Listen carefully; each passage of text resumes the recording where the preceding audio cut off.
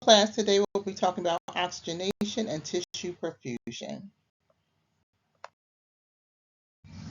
Learning objectives include describing respiratory, vascular anatomy and physiology, describing the function and the role of respiratory and cardiovascular system in oxygenation, describing the factors that affect respiratory and cardio function and the influence of care of the patient with oxygenation problems, performing cardiopulmonary assessment, using appropriate interview questions and health assessment skills, diagnose actual and potential health problems and needs related to oxygenation and tissue perfusion that may be addressed through nursing interventions, describe nursing interventions and strategies to promote adequate oxygenation and tissue perfusion and identifying their rationales, plan, implement, and evaluate nursing care related to selected actual and potential health problems and the needs associated with alterations in oxygenation and tissue perfusion. So oxygenation and tissue perfusion involves both the heart and the lung. This is called the cardiopulmonary system. They work together to provide oxygen to all the tissues in the body to sustain life. Objective 1, you can find this on page 1585 to 1593. So respiratory versus cardiovascular system. So there are two systems that work together as one to provide oxygenation to all the tissues in the body. Everything in the body, everything that's living requires oxygen.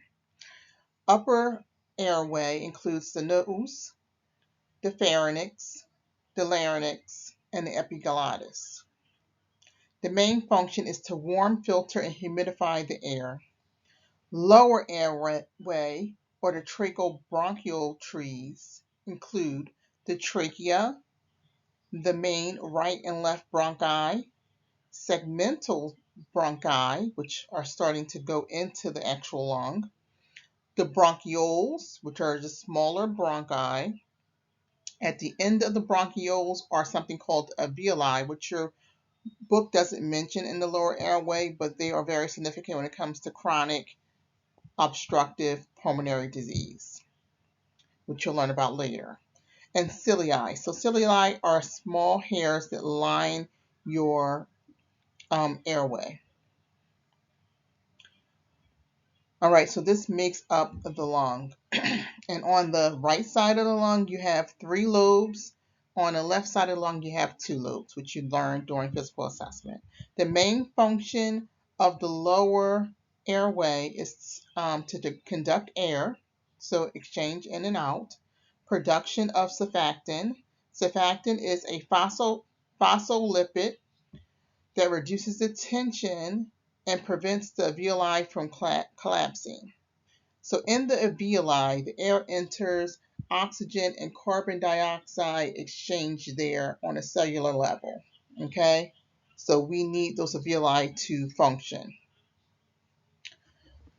Mucociliary clearance is also a function of the lower airway, and that basically traps particles and it traps infectious debris. So muco as in mucosa or mucus, and ciliary as in ciliae, the hairs that line your respiratory tract, they trap particles or any type of infectious disease to try to promote a healthy respiratory system.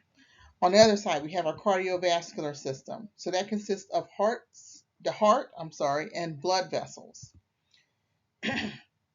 So the cardiovascular system, the main organ is the heart. The heart is a muscle that has 4 chambers. 2 upper chambers, which are called the atria or atrium, which is for plural. And then we have 2 lower chambers, which are the ventricles.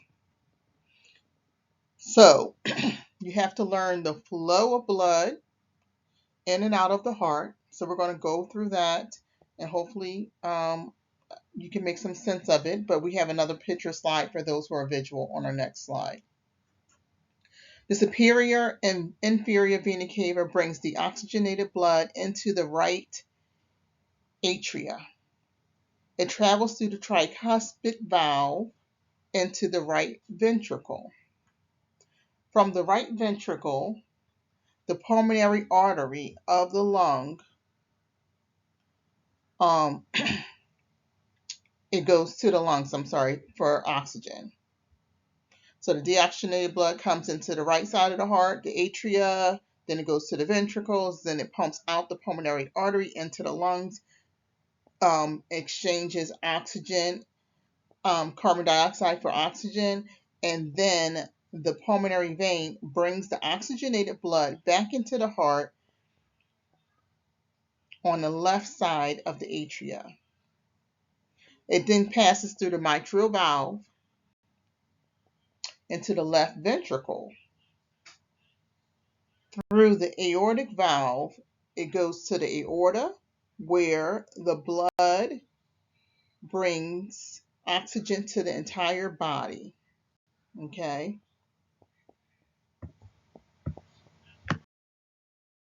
The flow of the blood through the heart.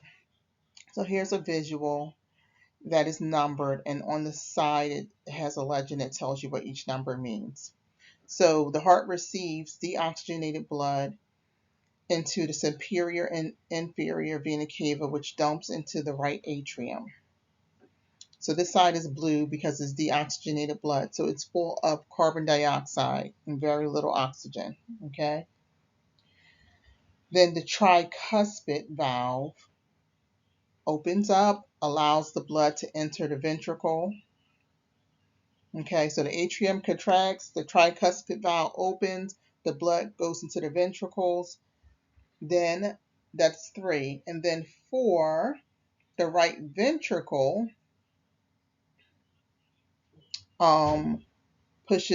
contracts and pushes the blood through the pulmonary valve. That's 5.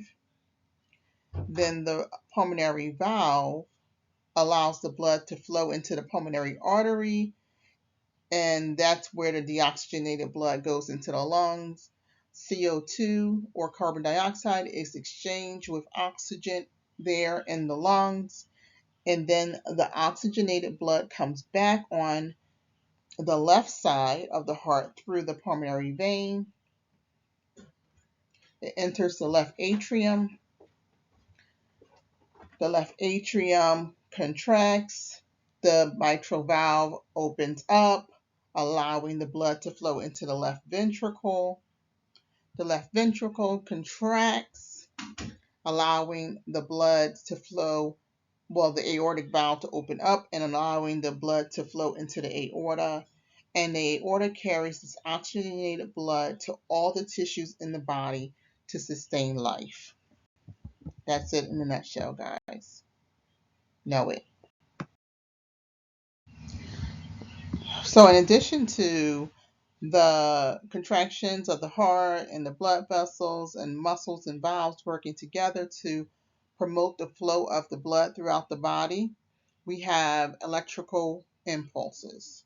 Okay, so the electrical impulse is stimulated from the SA node or sinoatrial node and the AV node or arterioventricular node.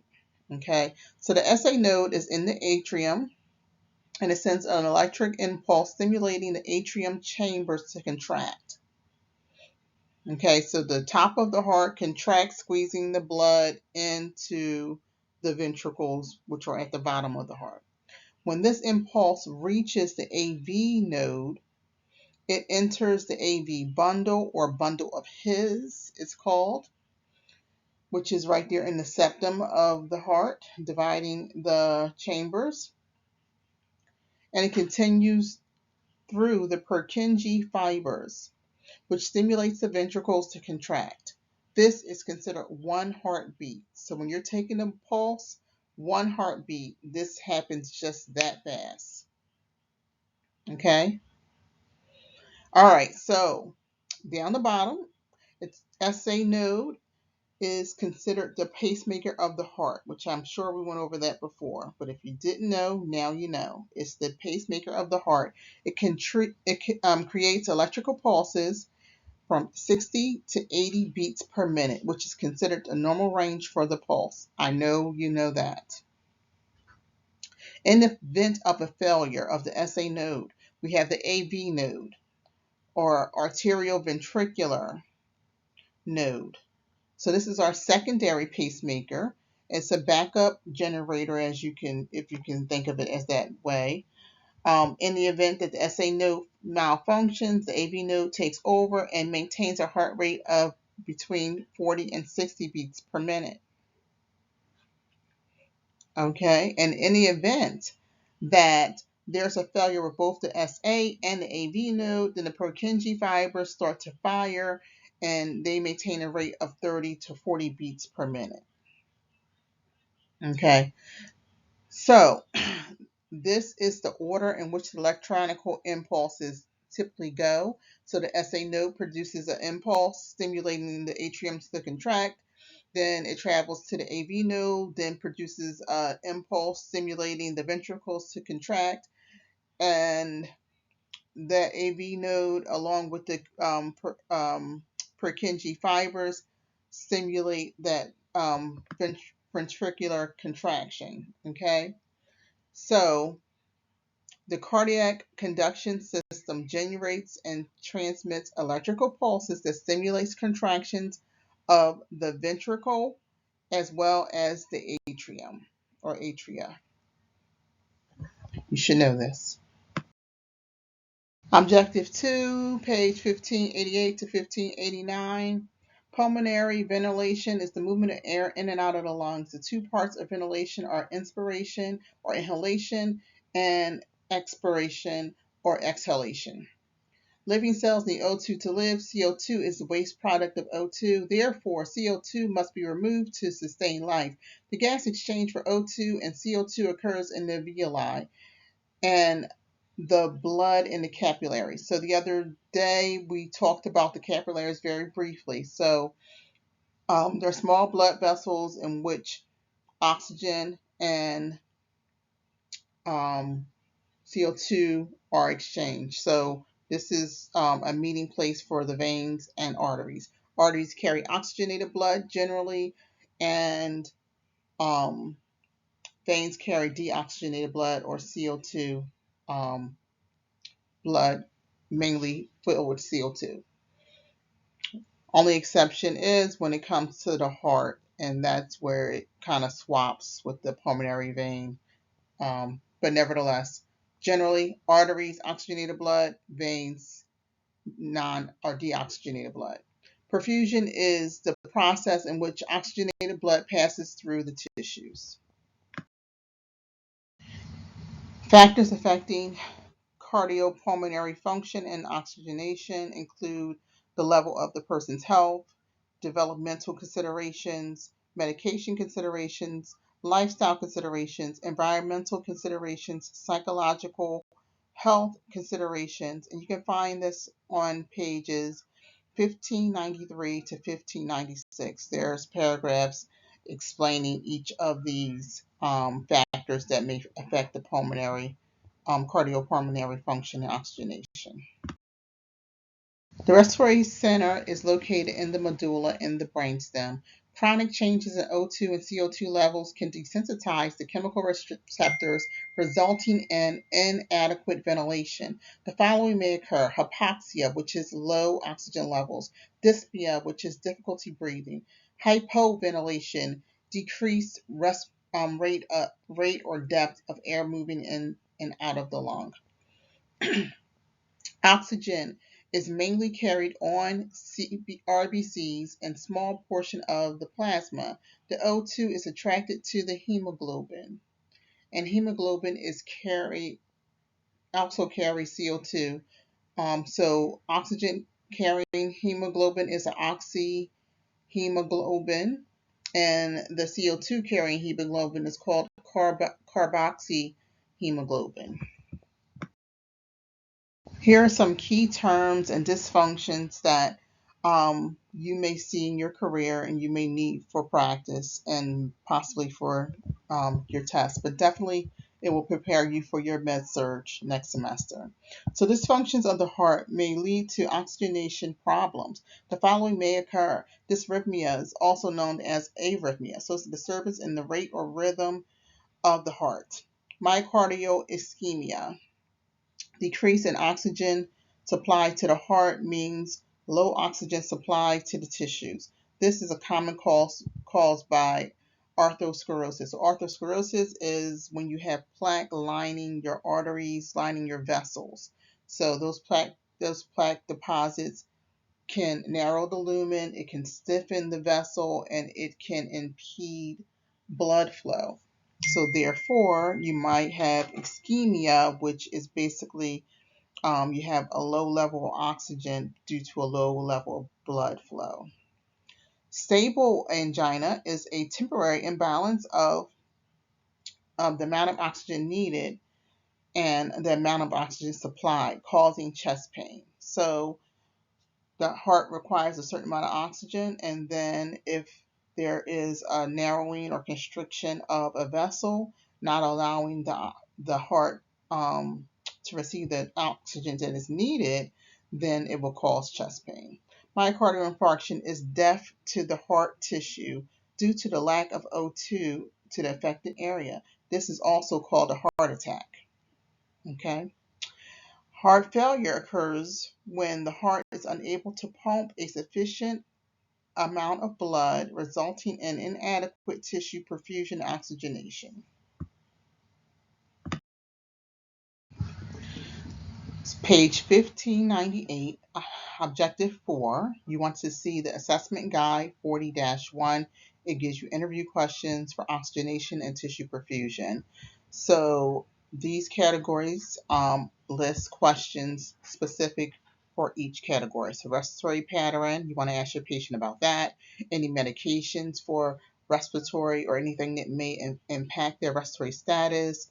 For instance, morphine causes a depressed respiratory rate, or their cardiac status, where like albuterol causes the heart to race or causes an increase in the heart rate. So health history, any type of diseases that may impact them, cardiopulmonary, their cardiopulmonary system, recent changes in respirations or swelling, lifestyle or environmental exposures to any kind of respiratory irritants. So we're talking about smoking, we're talking about asbestos in the work environment, and you're going to ask questions also about whether they have a cough. If they do, is it producing sputum? What does the sputum look like? How often is the cough? Is it any pain with the cough, or if you have any chest pain in general, any problems breathing, do you have shortness of breath when you ambulate? So you want to ask those type of questions. Fevers, have you noticed fevers? Are you tired? Are you fatigued? That can indicate a low oxygen level. So objective 4, page 1597 to 1598. So health history includes some social cultural factors, and that should be collected when you're collecting your health history data. So access to physical activity, being able to walk safely in a neighborhood, income, do they have the means to get the medications they need or the health care that they need, or even transportation to the doctor. Pollution, are they in an area which is exposed to high levels of pollutants, or does someone smoke in their household? Are they exposed to secondary smoke? Do they smoke themselves? Do they have access to healthcare or a healthcare provider? They may live in a rural area where getting to a healthcare provider is not so easy. Okay. Also, inspection, palpation, percussion, and auscultation. These are the techniques that we would use to actually assess our respiratory system, our cardiopulmonary system, okay, to evaluate oxygenation as well as tissue perfusion. So tissue perfusion, when I speak of that, I'm talking about the blood actually circulating through the tissues, providing oxygen to the body. So that includes like capillary refills, that includes checking pulses, that includes looking for edema. So I don't want you guys to forget and just think we're focused only on respirations when we're doing this assessment. I have a video on here and hopefully I remember to play it. It basically goes over breath sounds. Objective 4, page 1599. So auscultating normal breath sounds include vesicular, bronchial, and bronchovesicular breath sounds. These are all considered normal breath sounds. Vesicular are a low-pitched soft sound. Bronchial are a high-pitched sound, usually over the trachea or larynx. Bronchovesicular, medium sound over the major bronchi, so the tube on the right and left that goes straight into the lung, the major bronchi. The following are abnormal or advantageous breath sounds that are mentioned in your textbook. Crackles. So crackles are also known as rails. They're heard on inspiration. They're soft, high-pitched, intermittent popping sounds. And the popping sounds is the air moving through the fluid in the lungs. So crackles indicate that the patient has some type of fluid in their lungs. These sounds are commonly heard in a patient with pneumonia. PNA stands for pneumonia, heart failure. FH stands for heart failure, bronchitis, chronic obstructive pulmonary disease, or COPD. Next, we have wheezing, which produces a high-pitched musical sound produced by narrowed airways, usually on exhalation. Can be heard without a stethoscope, common with fluid buildup, asthma, or some type of obstruction like a tumor.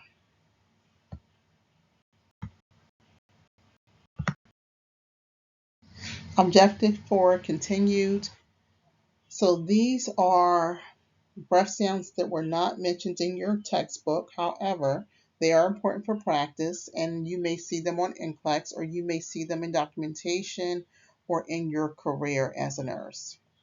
So bronchi. Bronchi are coarse crackles. They have a deeper, lower pitch than crackles. They're heard over large airways, and these sounds resemble snoring. Indicates difficulty with air exchange due to um, usually mucus. Stridor is a high-pitched wheeze-like sound from the upper airway due to narrowing of the trachea when a person inhales. This sound may be heard. Pleural rub is a grating sound coming from inflamed pleura. Pleura is the lining of the chest cavity and the lining of the lung tissue, the outer portion of the lung. So this is the sound, the pleural rub is the sound of the pleura rubbing against one another because it is inflamed. It is usually louder than other lung sounds because it's right there underneath the chest wall instead of deep in the actual lung tissue. And it occurs during both inspiration and expiration. Chain stroke breathing. The patient breathes deep for a short period of time and breathes slightly or stops breathing altogether. So this patient may have periods of apnea, which is when breathing ceases. This periodic breathing is caused by disease affecting the respiratory system. Respiratory center. If you remember early on, I said the respiratory center is in the medulla, which is in the brainstem.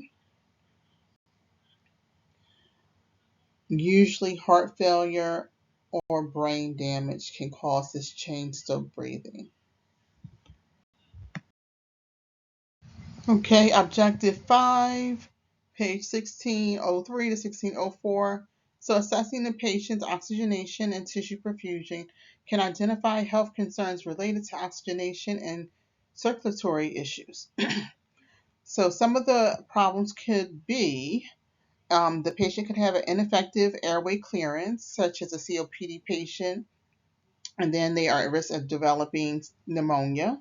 So PNA means stands for pneumonia due to secretion buildup.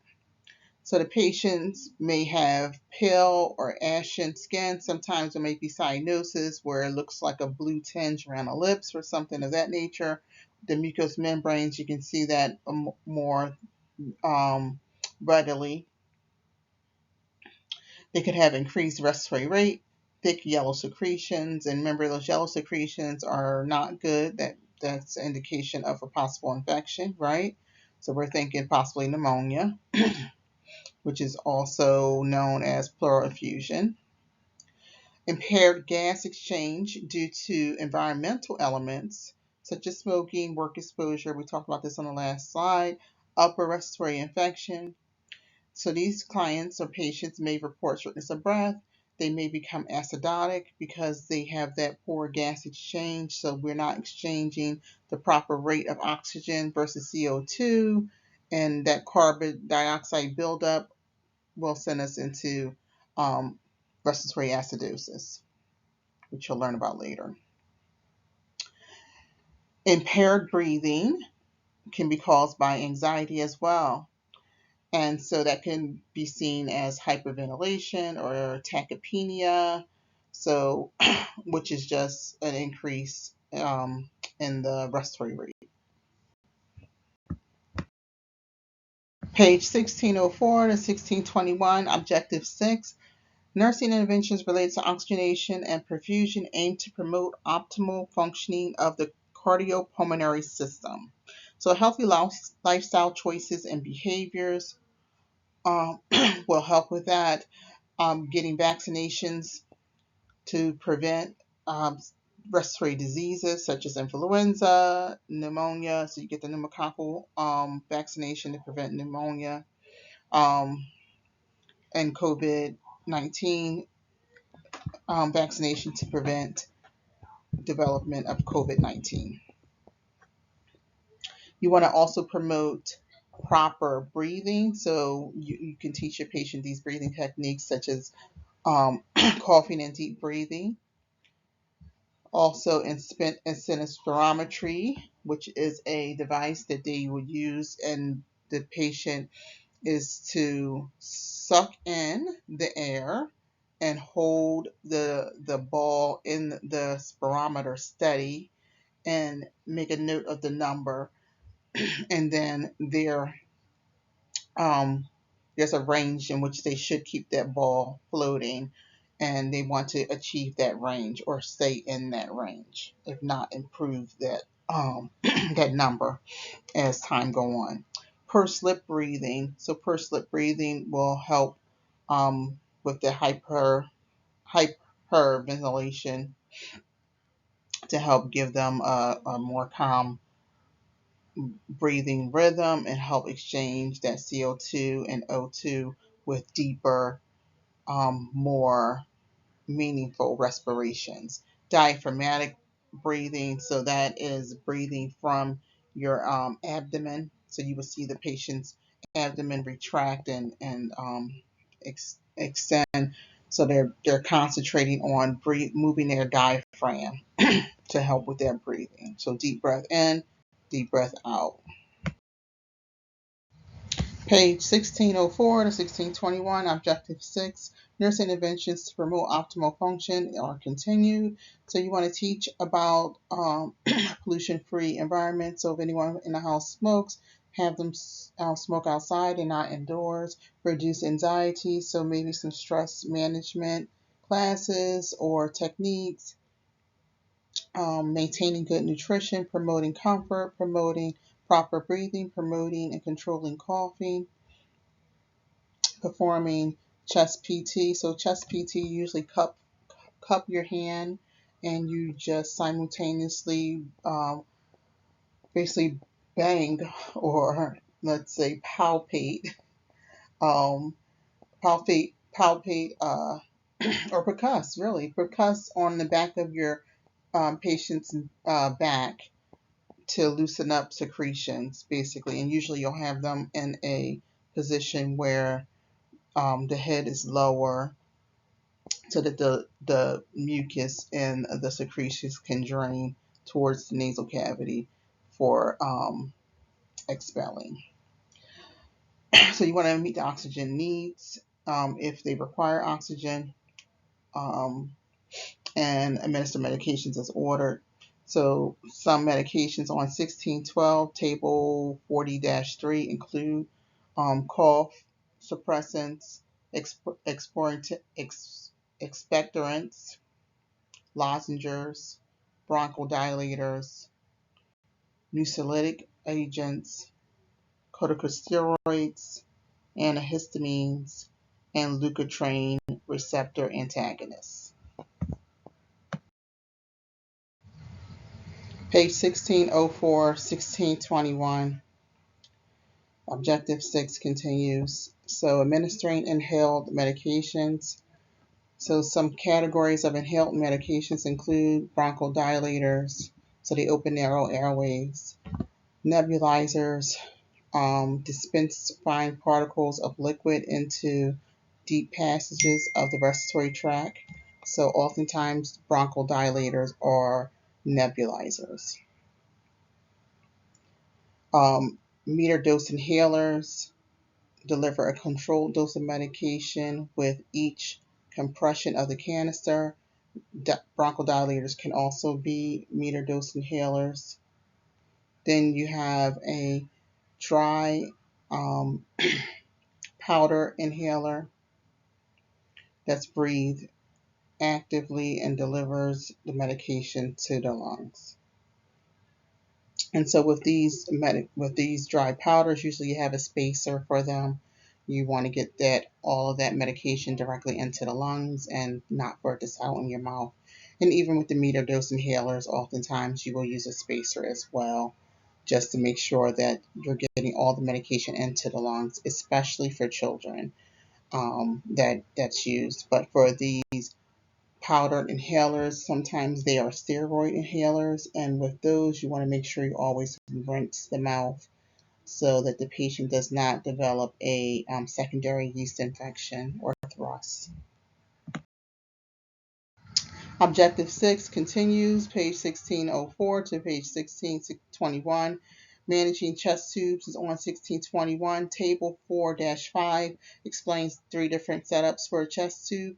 So please read that. So the RN may assist in the insertion or the removal of the chest tube. However, the provider is the one that actually places and removes the chest tube. I do want you to know as the nurse that the chest tube is typically placed at the base of the lung because fluids usually settle at the bottom of the lung. So the amount of drainage and x-ray will determine when is the appropriate time to remove the chest tube. So you will start to see the drainage amount decrease, and you will also start to see the um, color lighten. So when we had bright red blood initially, we might start to see more of a pink, like a serosanguinous or serous drainage, okay, versus the sanguinous or red blood, okay. But an x-ray also would need to be done in order to determine that it is appropriate to remove this chest tube. So the patient's respiratory status and vital signs will be monitored consistently with the chest tube. You are also marking on the container how much is there during your shift and your intervals. You are monitoring that closely because you want to make sure, one, that you are seeing the bubbling in the suction container. So there should be intermittent bubbling, not constant continuous bubbling, but it should be intermittent bubbling, gentle bubbling. and that indicates that the suction is working properly. In addition to that, you should see secretions in the container or the chamber that collects the secretions. You want to check the dressing.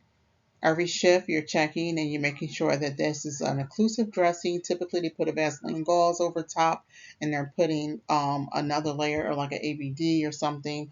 Actually, we will normally use a non-adhesive dressing so that we kind of want to make sure it's all occlusive dressings there and that dressing is intact and sealed.